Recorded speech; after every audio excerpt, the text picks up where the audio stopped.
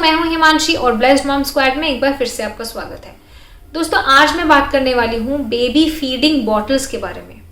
Market में आपको कितने ऑप्शंस मिल जाते हैं, कितनी वैरायटी है फीडिंग बॉटल्स की, लेकिन आज मैं आपसे डिस्कस करूंगी वो मेन बातें जो कि आपको देखनी चाहिए जब आप बच्चे की फीडिंग बॉटल लेंगे, ताकि आप कंफ्यूज ना हो और सही बॉटल अपने बच्चे के लिए चूज करें। तो दोस्तों, जो सबसे पहली चीज़ और बहुत ही ज़रूरी चीज़ है जो आपको अपने बच्चे की बॉटल लेते वक्त देखना है, वो ये है कि जो भी आप बॉटल लेंगे वो एंटी कॉलिक होनी चाहिए। आजकल टेक्नोलॉजी आ गई है, पहले नहीं होती थी। आजकल एंटी कॉलिक बॉटल्स आती हैं, जिससे कि क्या होता है, बच्चे के अंदर एयर ज़्यादा नहीं जाती है। जब बच्चे के अंदर एयर नहीं जाएगी तो बच्चे को गैस की प्रॉब्लम्स भी लिमिटेड रहेंगी, बहुत ज़्यादा नहीं होंगी।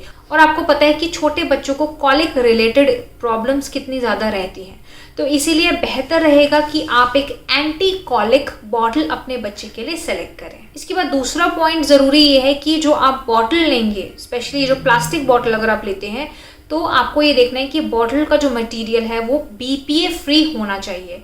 प्लास्टिक एंड सिलिकॉन बॉटल अगर आप अपने बच्चे के लिए सेलेक्ट कर रहे हैं तो मटेरियल BPA फ्री होना बहुत ज़्यादा ज़रूरी है। वैसे तो आजकल सारी अच्छी ब्रांड्स आपको BPA फ्री ऑप्शंस ही देती हैं, बट आप ये ज़रूर देखिए, आपकी चेकलिस्ट में ये ज़रूर होना चाहिए। आपको चेक करना है कि BPA फ्री है या नहीं है। इसके बाद तीसरा पॉइंट है, यहाँ पे मैं एडवाइस करना चाहूँगी, स्पेशली अगर आप जो है अपना मिल्क एक्सप्रेस करती हैं, ब्रेस्ट पंप यूज़ करते हैं बहुत ज़्यादा, तो यहाँ पे ये जो एडवाइस है आपके बहुत काम आएगी कि जो आपके ब्रेस्ट पंप का ब्रांड है ना, उसी ब्रांड की बॉटल्स आप सेलेक्ट करिए। तो ऐसे क्या होगा, आपके लिए बहुत ईजी हो जाएगा। आप सेम ब्रांड की जो बॉटल्स होती हैं ज़्यादातर उस ब्रेस्ट पंप में फिक्स हो जाती हैं, तो आप डायरेक्टली उसी में एक्सप्रेस करके मिल्क को स्टोर भी कर सकते हैं। इसके बाद चौथा पॉइंट जो आप कंसिडर कर सकते हैं बॉटल लेते वक्त, वो ये है कि बॉटल जो है वो आप चौड़े नेक वाली ले, जिसकी ओपनिंग थोड़ी ब्रॉड होती है, क्योंकि इन बॉटल्स को साफ करना जो होता है वो थोड़ा आसान रहता है। तो आप ब्रॉड नेक वाली बॉटल्स भी चूज कर सकते हैं। इसके बाद पांचवा point related to baby bottle है निपल से रिलेटेड।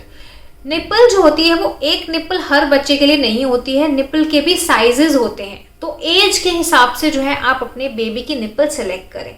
जैसे कि जो बिल्कुल न्यू बॉर्न होते हैं ना, तो उनकी निपल में जो ओपनिंग होती है वो बहुत छोटी होती है इन कंपैरिजन टू जो बच्चा है 6 महीने का, उसमें जो निपल साइज है वो उसकी ओपनिंग जो है वो ज़्यादा रहेगी। तो अलग अलग साइजेस होते हैं, तो बेबी की एज के हिसाब से ही आप निपल सेलेक्ट करें। और इसके साथ साथ अगर निपल आप अलग से भी बाद में ले रहे हैं तो आप ये ध्यान दीजिए कि निपल भी जो है ना वो एंटी कॉलिक होनी चाहिए। और दोस्तों, निपल से रिलेटेड यहाँ पे मेरा पर्सनल रिकमेंडेशन यही रहेगा कि आप बच्चे को जब पहली बार बॉटल दे रहे हैं तो आप नेचुरल फीलिंग वाली निपल सेलेक्ट कर सकते हैं, क्योंकि मैंने युवान को यही दिया था पहली बार और उसने रिजेक्ट नहीं किया था, बड़े इजीली बॉटल एक्सेप्ट करी थी।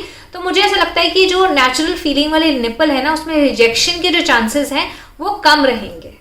और यहाँ पर मैंने साइड में इमेज भी दिया है ताकि आपको पता चल जाए कि नेचुरल फीलिंग वाली जो निपल्स होती हैं वो किस तरीके से दिखती हैं।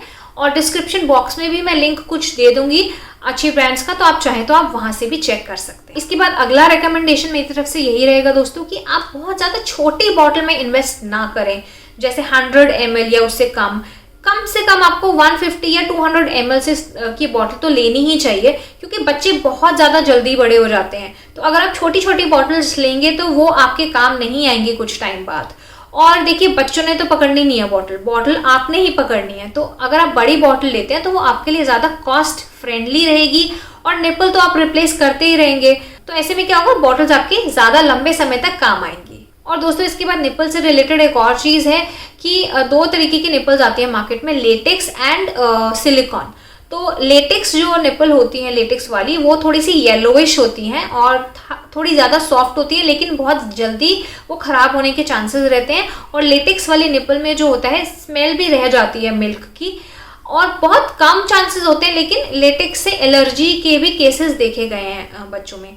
और सिलिकॉन निपल्स आती हैं, सिलिकॉन जो होती है उसमें कोई आपको स्मेल वगैरह नहीं आएगी और एलर्जी के भी चांसेस नहीं रहते हैं और थोड़ी ड्यूरेबल रहती है निपल।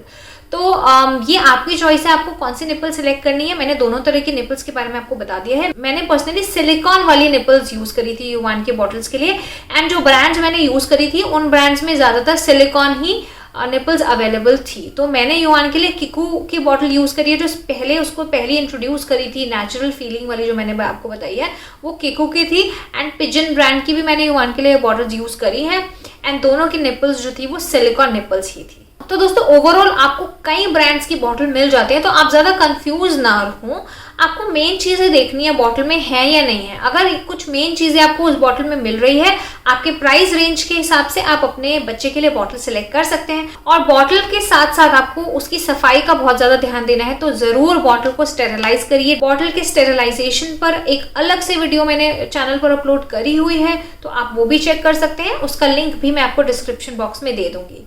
तो दोस्तों आई होप आपको ये वीडियो हेल्पफुल लगी होगी, एंड मुझे कमेंट करके ज़रूर बताइए कि वीडियो कैसी लगी आपको। वीडियो अगर अच्छी लगी तो ज़रूर लाइक करिए और आगे अपने फ्रेंड्स के साथ भी शेयर करिए जिनके लिए ये इन्फॉर्मेशन जो है वो काम आए। चैनल अगर अभी तक आपने सब्सक्राइब नहीं किया है तो चैनल को भी ज़रूर सब्सक्राइब करिए। Thank you so much for watching blessed mom squad. Good bye, take care and stay safe.